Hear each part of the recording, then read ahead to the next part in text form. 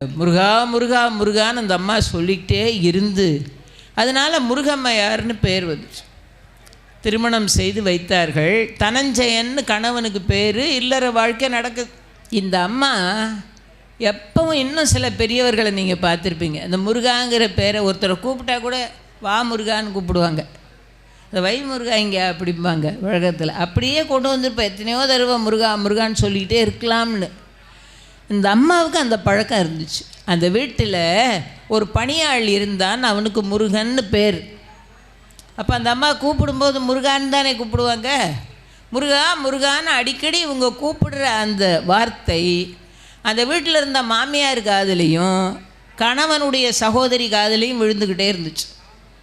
அவங்க ரெண்டு பேரும் எதையுமே தவறாக எடுக்கக்கூடியவர்கள். முருகான்னு வேலைக்காரனைத்தான் அடிக்கடி கூப்பிடுகிறாள் என்று தவறாக எடுத்துக்கொண்டார்கள். இதுக்கிடையில் தனஞ்சயன் என்கிற கணவன் பொருள் ஈட்டுவதற்காக மரக்கலம் ஏறி வெளிநாடு போக வேண்டிய நிலையில் இருந்தான். வெளியூருக்கு போய் பணம் தேடிட்டு வரலான்னு புறப்பட்டு போய்விட்டு வெளிநாட்டில் கொஞ்ச நாள் இருந்து பணம் தேடிக்கிட்டு அதே மரக்கலத்தில் திரும்பி வந்து சேர்ந்தாள்.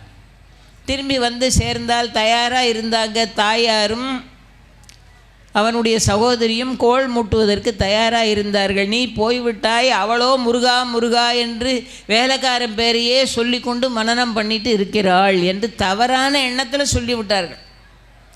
அது எப்படி சொன்னார்கள் என்று நாம் கற்பனை பண்ணிக்கலாமே தவிர அது சொல்ல முடியாது. அப்படி தவறாக அதை எடுத்துக்கொண்டு அதை எப்படி சித்தரிக்க முடியுமோ அப்படி சித்தரித்தார்கள். உடனே அந்த கணவன் பார்த்தான், கொஞ்சம் கோபக்காரன். நேராக போய் சொன்னது உண்மையா பொய்யான்னு கூட விசாரிக்காம அவள் பிறந்ததிலிருந்து முருகனுடைய திருநாமத்தை தான் சொல்லி கொண்டிருக்கிறாள் என்பதை பற்றியும் கவலைப்படாம நேராக என்ன செய்தான் பாருங்கள். நேராக போய் ஒரு அரிவாளை எடுத்துகிட்டு வந்தான். ஒரு அரிவாளை எடுத்துட்டு வந்து அந்த அம்மையாருடைய வலது கரத்தை துண்டிச்சிட்டான். நீ எப்படி நான் இருக்கும்போது இன்னொருவன் பெயரை சொல்லி கொண்டிருப்பாய் என்று தப்பான அர்த்தத்தில் எடுத்துட்டு வலது கையவே துண்டிச்சிட்டான்.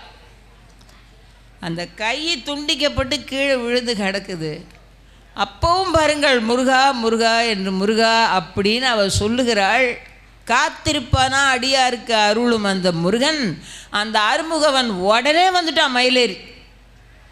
மயில் வாகனத்தில் வந்து அந்த முருகன் மயில் தோகையை விரிச்சாட மயில் வாகனத்தில் வந்து அவன் காட்சி கொடுத்த பிறகு வெட்டுப்பட்ட கை என்ன, ஓடுற ரத்தம் என்ன, ஒன்னையும் காணும். கை பழையபடி நல்ல கையாக வந்துச்சு.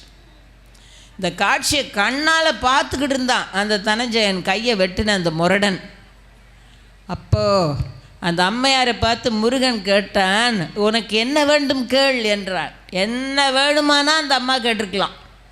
ஆனால் அந்த அம்மா கேட்டான், முருகா உன்னை உணர்கிற இவனுக்கும் கொடு, உன்னை உணரக்கூடிய ஞானத்தை இவனுக்கு கொடு. அந்த அம்மையார் முருகம்மையார்னு, அதான் முருகா முருகான்னு சொன்னதுனால முருகம்மையார். உங்கள் வியாபாரத்தை இன்னும் மேம்படுத்த விளம்பர வண்டி தேவைக்கு எங்களிடம் அணுகவும். 9443554244